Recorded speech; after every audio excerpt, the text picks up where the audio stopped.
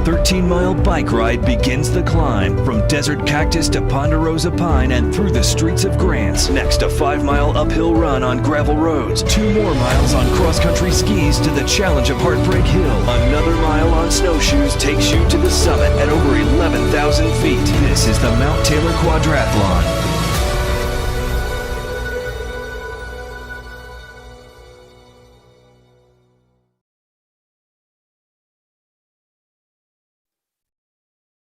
Hey everyone, thanks for joining the pre-race meeting for the 41st Annual Mount Taylor Quad. I'm here with Maggie Edmiston, and we're going to spend some time tonight talking to you about race logistics, safety, rules, and general details for the upcoming race. I am Kendra Brown, I don't know if I said that already, Kendra Brown, race director for this year's race, and this is Maggie Edmiston, board member. I'm going to kick it over to Maggie, and she's going to talk to us a little bit about check-in and course conditions, and things to look out for when you come to town on the night before race day, where you'll be going, things like that. And I will do a little bit of screen sharing along the way so that you can see where to access this information on the website. But we're very glad to have you coming to join us in Grants in 2 weeks, and conditions couldn't be better. We've had excellent snowfall this year. Our volunteers have been up on the course wheel rolling the ski and snowshoe portions, and also blading the road up to the run ski transition. So it's perfect for a little scouting mission this weekend, and I think that we're looking at hopefully clear and dry weather for race weekend. We can't quite see that far yet, but the long-term models look good, and we may get just a little snow to top us off between now and then. So I'm going to hand it over to Maggie, and we will continue with the meeting. I did want to mention that we will answer questions at the end, and we have some volunteers monitoring the chat on both YouTube and Facebook. So as we go along, you can have commentary in the chat, drop your questions in, and then they'll send them over to us to answer at the end. Go ahead, Maggie. All right. Hello, quadrathletes, future quadders, and quad enthusiasts. I'll start by talking about the check-in process, which really involves 2 parts. The first part of check-in, which is Friday, February 16th, from 3 to 9 p.m. at the Cibola County Complex, is registration.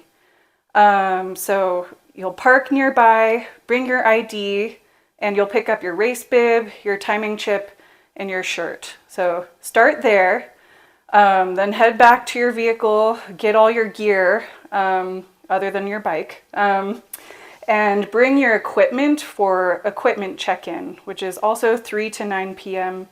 at the Grants Fire Department station.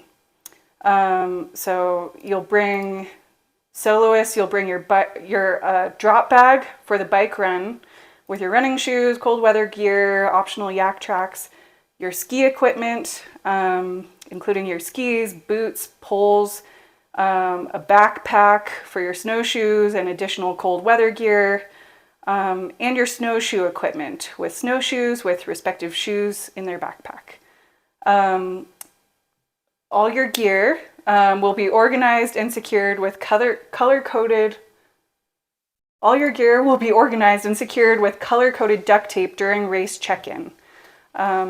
Volunteers and race officials will be there to help you. The race is supplying the duct tape, and the gear will be staged in their respective aid stations by race officials. This is really important. There will be no equipment check-in on race day. So this gear check-in is mandatory, and it's a hard 9 p.m. cutoff. Teams. The runner does not need to turn in their gear for equipment check-in. They'll bring it with them on the shuttle on race day.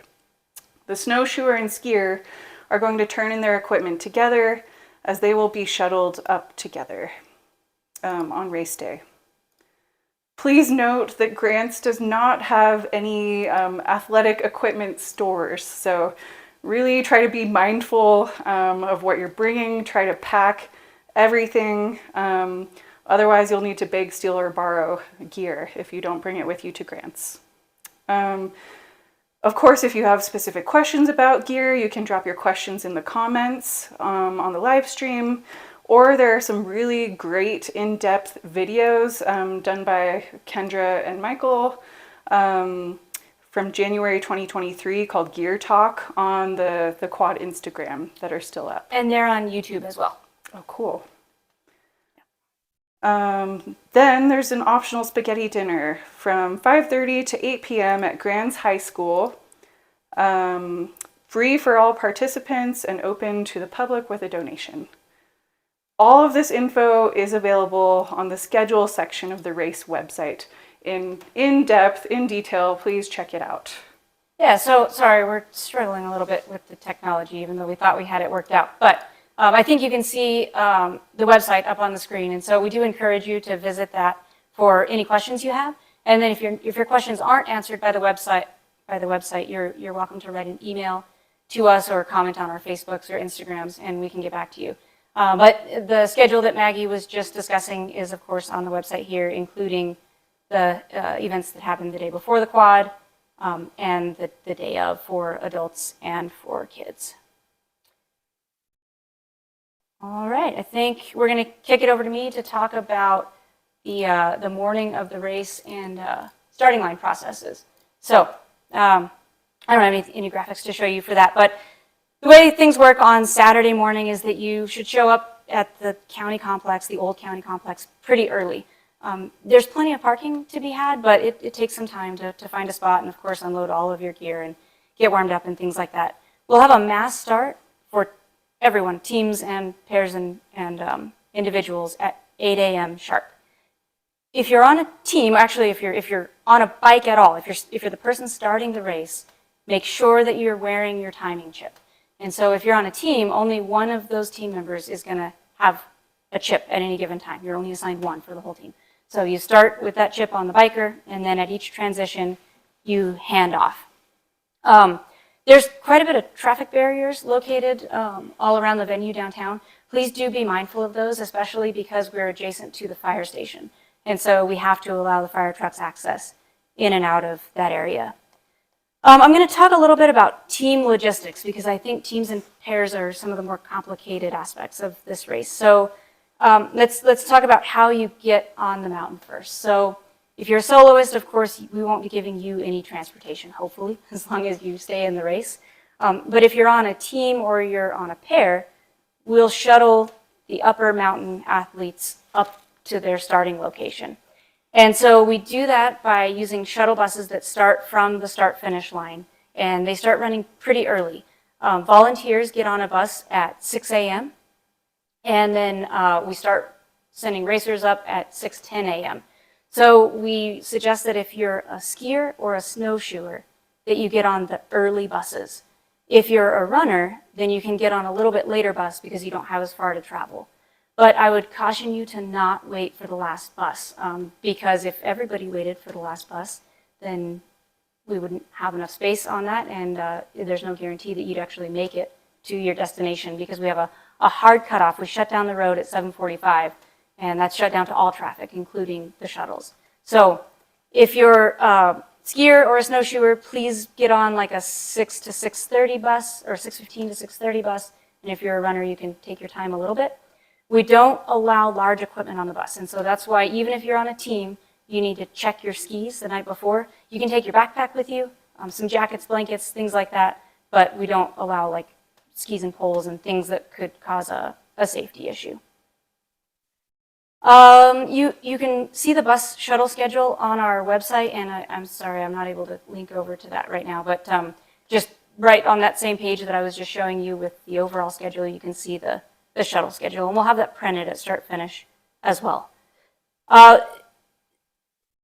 More logistics and safety items for teams and pair members. We don't know what the weather looks like. We think it might be dry, but it could be really cold still.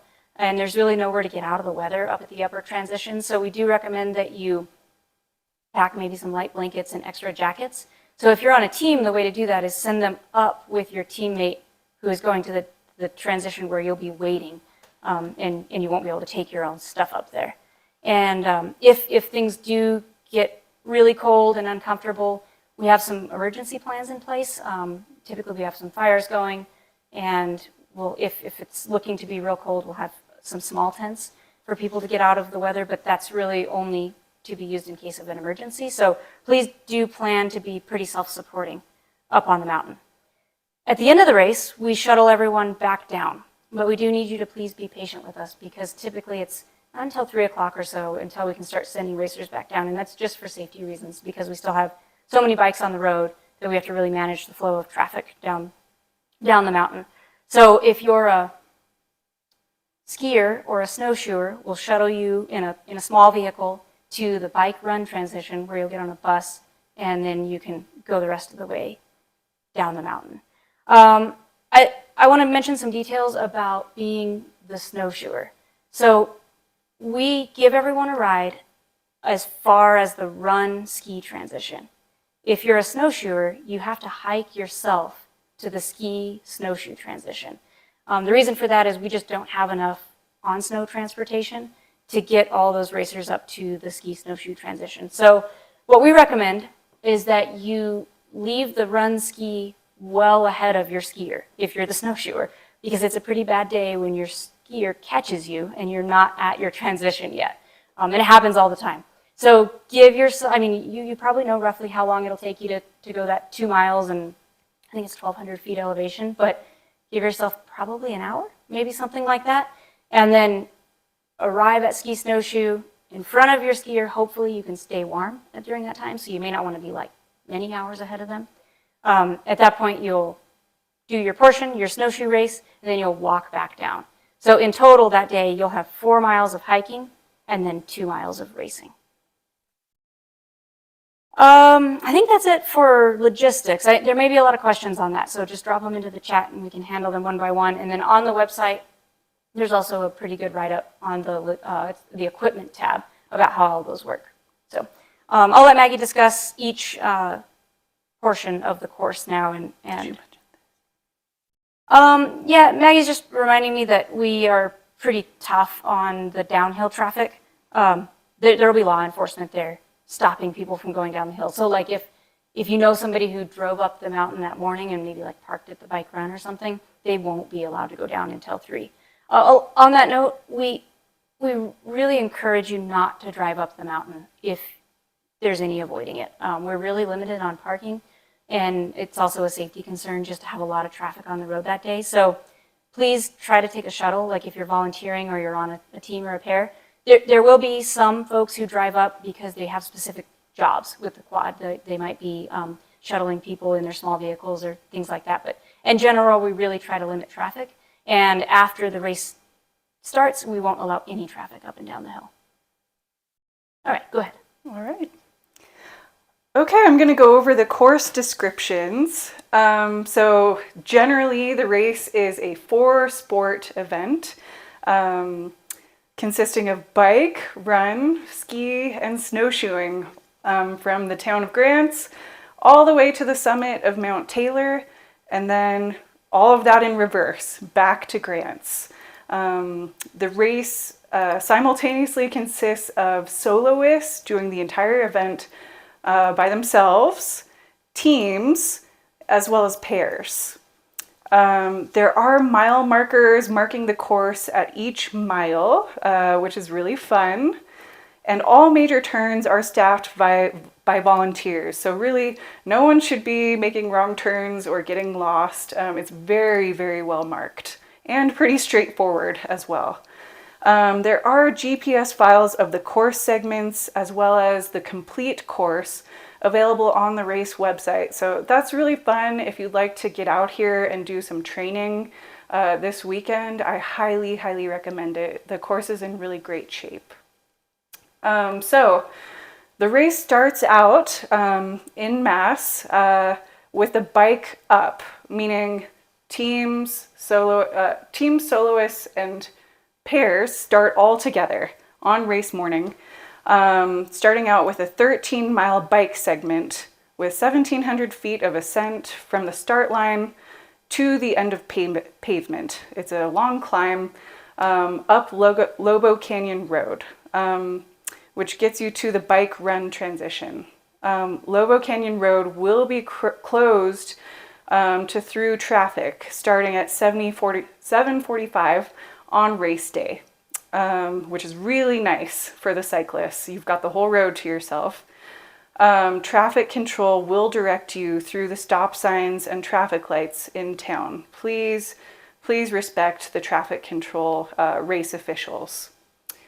The first 1 to 2 miles are in town, but then the remainder of that bike ride does not have any traffic lights, stop signs, etc. to contend with. So it's a pretty nice just riding up the mountain until you get to run ski. Teams, remember to pass your timing chip off to your runner before your runner takes off. Then once you get through the bike run transition, you'll run up, which is a 5-mile segment with 1,200 feet of ascent up the mountain. As the climb progresses and as the course stands right now, the road could be mixed conditions. Right now, the run course is snowy, completely snow-packed. So wear shoes that prepare you for that. Most people do wear trail running shoes. Some people wear Yak Tracks.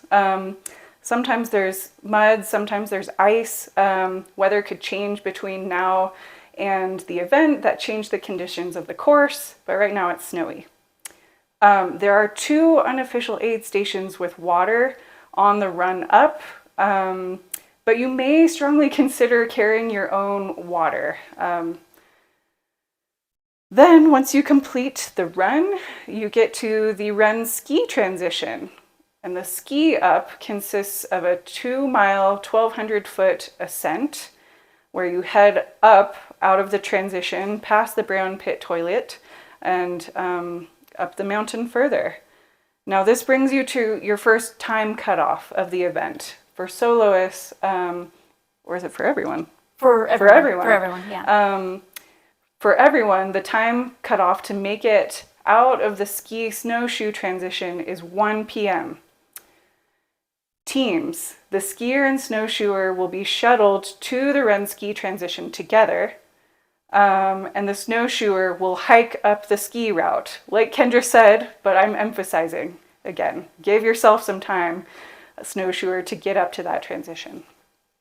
All right, next we've got the snowshoe up, which is a 1-mile, 600-foot ascent up the mountain, where you reach the summit of Mount Taylor, which is a really special moment in the race.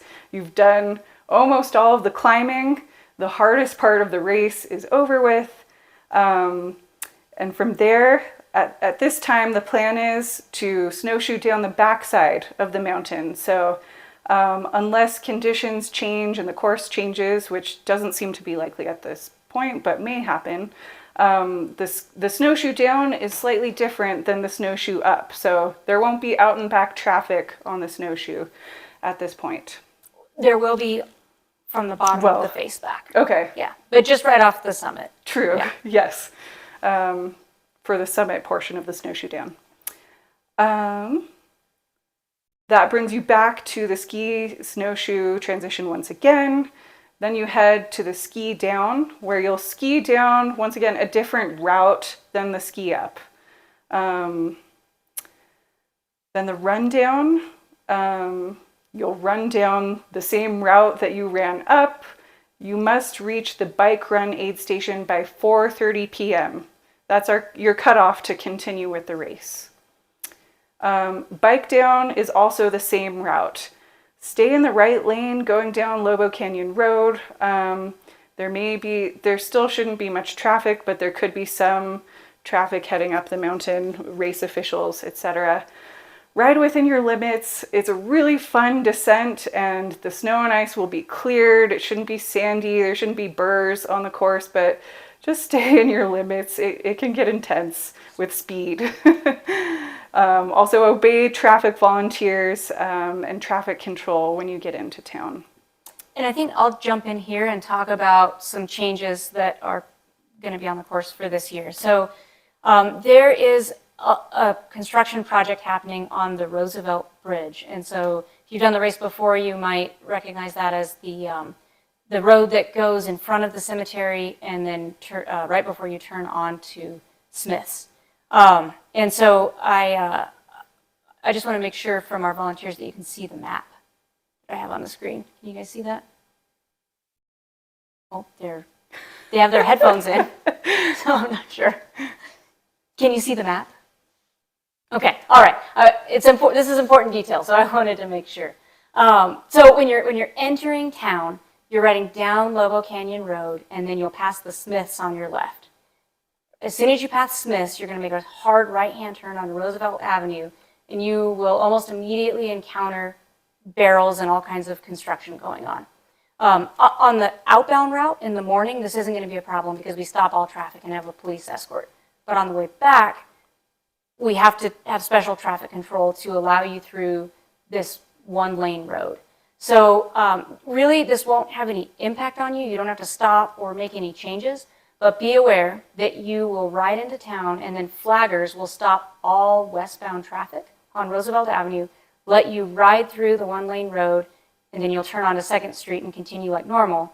And then they'll open the eastbound traffic back up. So it should be smooth, and I don't think you'll even notice that anything's going on, but police will stop all the traffic moving from Smiths toward the high school to let you through. And especially at the front end of the race, I think that people will be moving faster than the cars. So we've got all the local law enforcement on board. We have a plan for it, but be aware that that's something we're having to work around. But we do appreciate New Mexico DOT, grants, Police Department, and Cibola County Sheriffs for supporting us to continue the race, even though this construction is putting us in a tight spot. There's a very remote possibility that the construction will wrap up like the day before the race, and that we'll be back to our normal plan. I don't think that's going to happen. If it does, we'll make everyone aware the night before. So just wanted to make everyone aware of what's happening, but I don't think it should be a problem. So did you have anything else you wanted to talk about on the course? I'll talk about aid station fare Okay. a little bit. So we mentioned the 3 major aid stations, the bike run, the run ski, and the ski snowshoe, which you will pass through twice, out and back. We've got water, Tailwind sports drink, peanut butter and jelly sandwiches, some Honey Stinger products. Not enough for everyone to take 5 gels, just enough for a little pick-me-up for everyone. Some other miscellaneous aid station fare that will vary by aid station. There are restrooms available at the bike run transition, as well as at the run ski transition. There is a cattle guard partway through the run, and run ski volunteers are there to help. Please, please, please be respectful to the volunteers. This event is volunteer run. They're there to help you out of the kindness of their hearts, and we rely on them. So if you get to an aid station and you need to get your own fuel or, buckle your own boots, please be prepared to do that. Once again, there are rules, very detailed rules posted on the race website. Please check that out. You are responsible for knowing the race rules and following the race rules. Then once you complete the course, you'll arrive at the finish line. It's a really cool atmosphere. This is, our town is really proud of this event, and it's really fun. We try to make the finish line a fun place to hang out. So bring some layers if you want to hang out afterwards. There's food available. We've got multiple food trucks that'll be there. So bring some money, bring your ID. There's a beer tent as well. And then equipment pickup will take place starting at 5:30 p.m. at the county building. All right. I'm going to talk about a change that we made this year to our awards structure. This year we will only be offering, so we'll have the overall awards with cash prizes to first, second, and third soloists in the male and female categories. We will also have age group awards for soloists only. And so that's a big change for this year, and we want everybody to be aware of that ahead of time. So we will award, in addition to the overall, first, second, and third place in each age group for male and female soloists. And those are 10-year age brackets. And check out the website. Check out the website to learn more about that. It's under the awards tab. You can see that we do still maintain our cash prize that we always have. So it's $1,000 for first place, male, female overall, $500 for second place, male, female overall, and $250 for third place, male, female overall. And then the part below that on the website shows us the age group categories for soloists only. And then for pairs and teams, we'll only be offering awards to overall male, female, co-ed, first, second, and third. We also have a cool award that we'll be doing this year for combined age team. So I think that should be pretty fun. And we will also offer finishers medals to all finishers. All right, I'll talk a little bit about volunteers now. So as you guys know, if you've done this race before, volunteers are the backbone of this race. We have well over 100 local folks turn out on race day, and then even non-local people who come in to help get you up and down the mountain.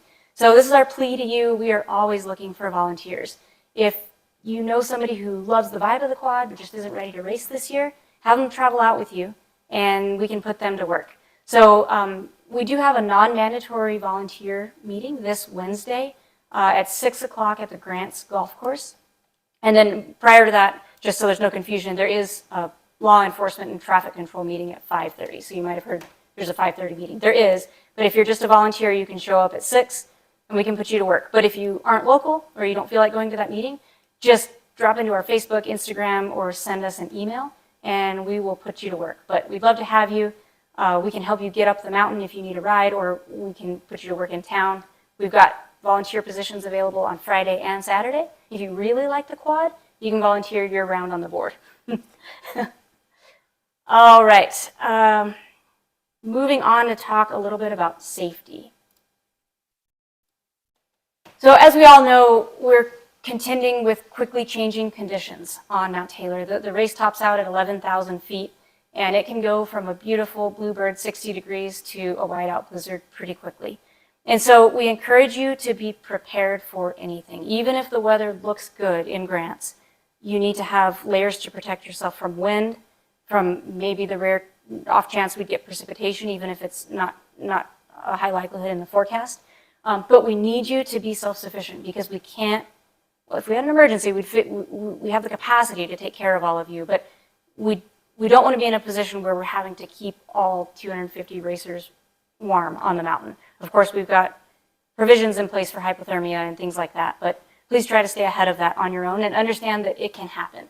I think that we all get so comfortable on the mountain and on the race course because we spend so much time there training and getting ready for the race that sometimes we forget that conditions change fast and it can be quite dangerous. So prepare for that and plan ahead for the eventuality that, like if you're on a team or a pair, when you stop running or you stop skiing, you will cool down very quickly. So have something packed, sent up with your partner so that you can get warm. Some other safety items just include yielding to traffic and other racers if needed, like Maggie mentioned. Use common sense on the bike. It's a pretty steep and windy road off the top, and it's a lot of fun, but I think you need to understand that there's potential to get pretty twisted up if you wreck at those high speeds. So just be aware. Ride within your abilities and ski within your abilities. We require helmets on the bikes, full stop. And so anytime you're on your bicycle, we do require that you're wearing a helmet. And on the ski course, we don't require a helmet, but we do encourage you to assess your skiing skills and decide if that's appropriate for you, especially for those who have never done this race before and are doing it on cross-country skis.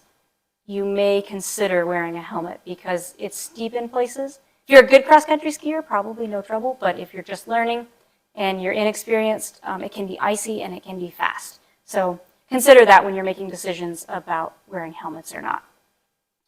I'm going to briefly mention another event that's happening on Saturday morning. It's not another event, but it's a part of our event that we love, and that is the Quad Kids event.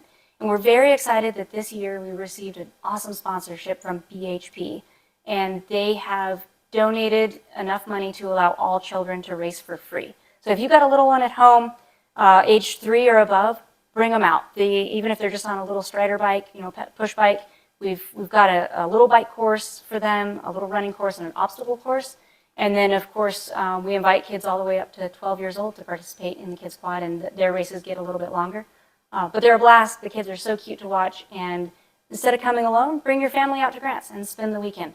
So we'd love to see that. And again, entries are free, but you do need to register. So Friday night, down at the county convention center or the old county building. The Quad Kids crew will be there. They'll get you all signed up. We do offer free bikes or prize.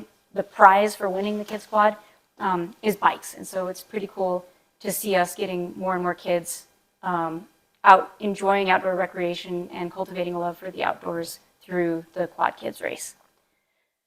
I think that's all we had on our agenda, but we've had some questions come in, so we will take those one by one and see if we can get some conversation going.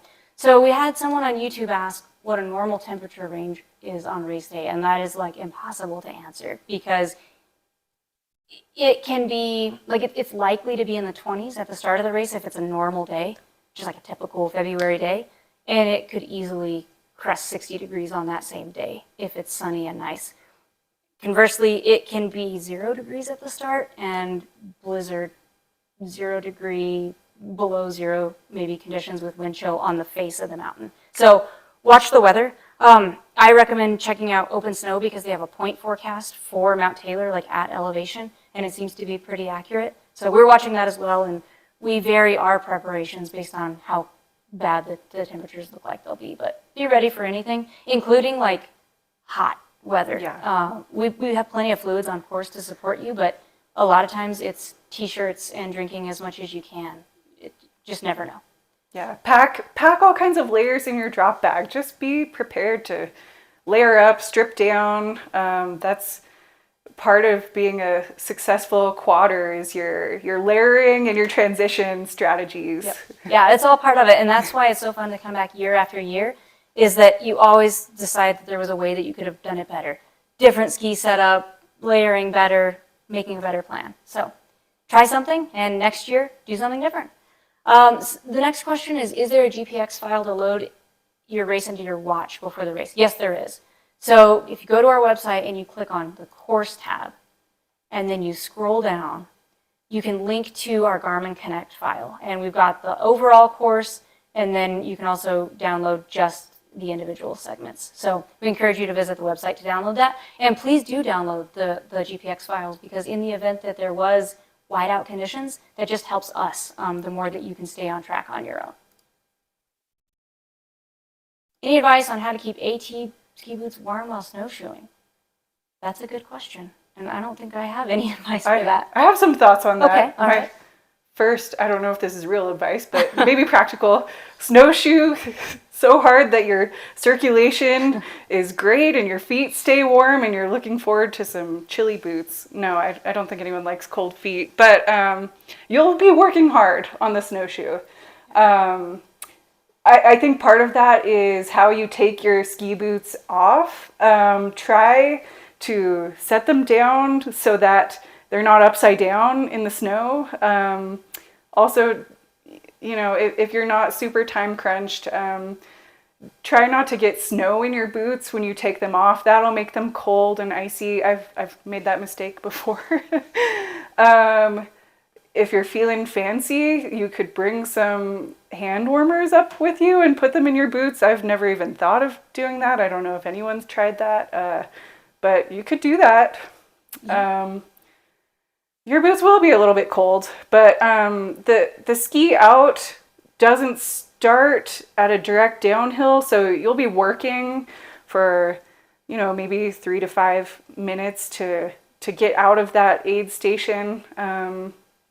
So yeah, that's I think the advice I have. I think those are good ideas, and I think, just speaking from experience, I don't know that you're going to care that much about how cold the boots feel. It's probably more of an issue of just how hard they are to get on when they're cold.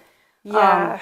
But we've got a lot of great volunteers all around, so just yell at one of them and say, I can't get my shoes on. It's awesome to see these local volunteers get all the gear figured out, and they've seen all of this progress throughout the years, and they're pretty helpful. So on that note, I would recommend wearing like a pair of glove liners or lighter gloves for probably most of the ski and the snowshoe, but you might want heavier gloves for the ski down, especially if it's cold. And, you know, if your hands run cold, you might want to put on heavier gloves for the transition to put your ski boots on, because I've had it happen where my hands start getting cold at that transition. So that's a really practical, interesting question. Yeah, it is. I hadn't ever really thought about it, but it makes sense. Next question is, how do you find your gear in transition? That's a good question, and it varies based on which transition you're in. So for the most part, if you're really trying to move fast, just start yelling your number out as soon as you get close. At Bike Run, there's going to be a whole bunch of kids, high school kids, hanging out. They're going to grab your stuff and bring it to you. At Run Ski, it's pretty similar, but Run Ski's our busiest transition because there's two-way traffic. But again, the volunteers will bring your gear to you. But if you're on a mission, make sure that you give them some advance notice. We have people calling out numbers on the radio down below, but as you can imagine, we've got like 250, 300 people that come through that transition during the day, so it's a lot for them. But they do a good job. At Ski Snowshoe, you actually stick your own gear in the snow, your own skis, and then you'll come back to them. So at Ski Snowshoe, we're limited on how many volunteers we can get up there, and so you do a little bit more of your own work. So what they do is they have poles, like big posts in the snow, and you just pick one of those posts that's going to be your spot, and you remember where it's at, and then you go back to that spot. But I'll tell you that it can be a little bit disorienting up there because you're so tired and you've been racing pretty hard at that point. So be intentional about remembering where you put your stuff at Ski Snowshoe. I don't think I did the best job of explaining the gear check-in process. Every single piece of equipment, major equipment that you have, your skis, your snowshoes, what else am I missing? Backpacks, boots. Yeah, backpacks, boots. Those will be labeled the night before with color-coded duct tape at gear check-in. And there will be a race official there at gear check-in to help you with this process. You don't need to memorize this. There are charts at gear check-in. The check-in will take you several minutes, just, because you'll be labeling every single piece of gear that you have. And it's color-coded by whether you're a soloist, a team, or a pair. And you'll mark your gear with your race number on it. So that's how the volunteers will find your gear at the aid station. And that's how it should go. But if something falls through and you have to find it, you'll find it based on your number. Yep. And we do have the color coding shown on the website, but don't worry about marking any of this before you come. Like Maggie mentioned, we actually prefer you do it at check-in just so we can help you and we make sure we get it all done correctly. But if you want to understand a little bit more about this gear check-in process, check out the equipment tab on our website, and we walk you through it in this discussion, and then we do show you how it works so that you have a plan. All right, you want to take this one? Snow and ice on the road? Should we be concerned about ice on the road of the bisection? No, it's very well cleared. The race does a really thorough job of clearing that road. Now, of course, use your senses. If you see a patch of ice, then ride with caution, ride around it. But no, the road will not be overtly icy. Yeah. Right? Yeah, the only time we struggle with that is if it's dumping snow on race day. Because the highway department and the county support us super well. And so they'll run plows like more than you can believe to try to keep it clear. But if it's snowing faster than we can clear it on race day, it could be an issue. But long-term forecast doesn't indicate that that's going to be the case. And right now it's perfect. So it's probably not something you should worry about. But there have been years where it's a little slick. You gotta be careful. All right, we've got a question about when you're a soloist. So the question is, on the descent, when you're a soloist, do we need to make sure we pack all of our gear back into our pack, or can we leave it on top of our pack and the volunteers load it back in? We do ask you to please put all your gear back into your pack. Our volunteers are trying to help a lot of people at once, and we would hate to be responsible for losing any of your stuff. So, like Maggie mentioned, put your number on all the important things that you have, and then anything that doesn't have your number on it, make sure it's in your bag before you take off. On Facebook, Wendell asked, can family and friends of racers ride the bus as well? We ask that if you take the transportation that we provide, that you volunteer. And I know it's a little bit of tough love, but it's just, this race is so logistics intensive and resource intensive that we can't offer rides to folks who aren't either racing or volunteering. But if you wanted to come up and help direct people to where their skis are or where the water is, then we'd be happy to give you a ride. Maggie, you want to take that one? If I can answer it. Should a runner on a team pair need to send a change of clothes or shoes, they need to send it up with the skier, right? Okay, let me think this through.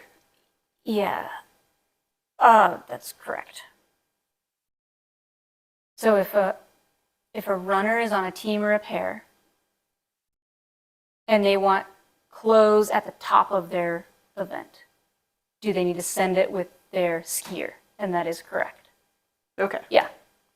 So the question is asking, if you're on a team or a pair and you're doing the run portion, how do you get your warm clothes where they're going? Do we shuttle them or do you send them with somebody? And the easy thing to do is to send them with somebody. There's a package of skis going up there too, like your teammates' skis are going up, and you could strap a backpack to those, but it's no big deal to just have your team member carry a backpack on the bus with them with your warm clothes. Sorry, we were not our best at answering that question. If we need to elaborate, we can touch on that one again. Okay.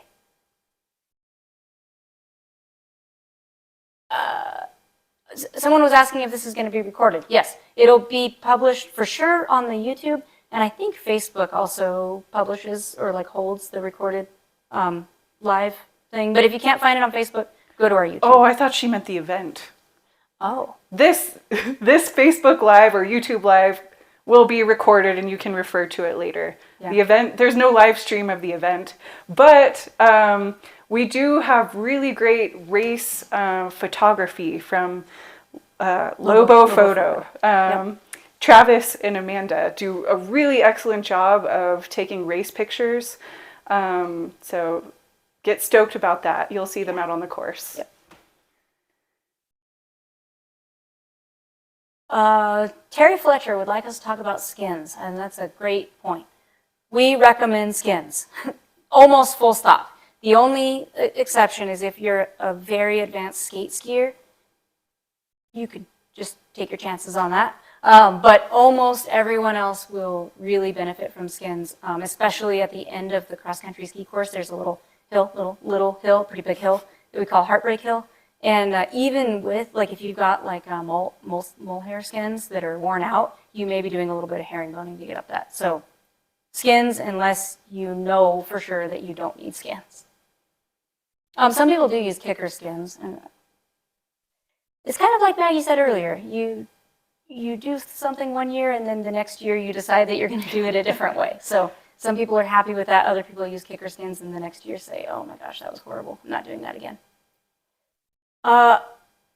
Wendell asked if relay racers and soloists wear different color bibs, and I know the answer to that in my email, but I don't have it handy. The numbering system is certainly different, like 0 through 200, I think is soloists. We can tell you what that looks like at race day. It's going to depend on how many people sign up. But I don't remember right off if the bibs are different colors. They are, aren't they? Maggie thinks they are. Unless it's different from usual years. I'm almost certain that the bibs are different colors, but I'm just having trouble finding it right now. Maggie, you answer the next question, and I will find the answer to that one. This is the million-dollar question from Karina. Is an AT setup preferable over cross-country skis? And you know what? It really depends. I would say mostly it depends on your skiing abilities and comfort. People do use AT setups and people do use cross-country skis. I would say if you're a novice at both of those. If you're not an expert cross-country skier, you should probably use AT skis. There are some really steep climbs and the descent, there's a hairpin turn, as well as, I wouldn't say there are steep descents, but it's kind of technical. It's not, like a groomed cross-country ski trail. It's more of a downhill mixed type of ski situation. It can be really icy too. Yeah, it can get icy. So, there's no one right answer to that question. I personally have only skied it on AT skis, but that's also because I'm not a very good cross-country skier.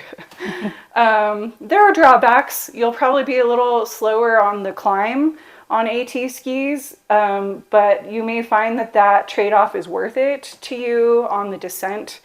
However, there are some parts of the descent that get a little bit flat or slight climby, which is, I would say, nothing more than mildly annoying on AT skis. I've never regretted using AT skis, but if you use cross-country skis, we do recommend skins for the climb. Yep. And some folks can get up there, and if you've never done the race before, you might start to feel really uncomfortable on the downhill. Just remember, you can always put your skins back on. If a lot of people, I think, they don't want to do this race because they don't think they can ski well enough. And I encourage people to show up and give it a try. And if it's not going very well, put your skins back on and just run out. And that's no big deal. We talk about this on our website under the equipment tab. But like Maggie said, there is no right answer. So give it a shot and see what you think. I did get an answer to the bib color question. So soloists will have yellow bibs, pairs will have green bibs, teams will have blue bibs, and kids will have pink bibs. So you were right on that one. I don't think any more questions have come in. So we appreciate you all joining and spending your time with us this evening. We're happy to answer questions between now and the race, and even better yet, hope we see you on the mountain this weekend checking out the course. Thanks, guys.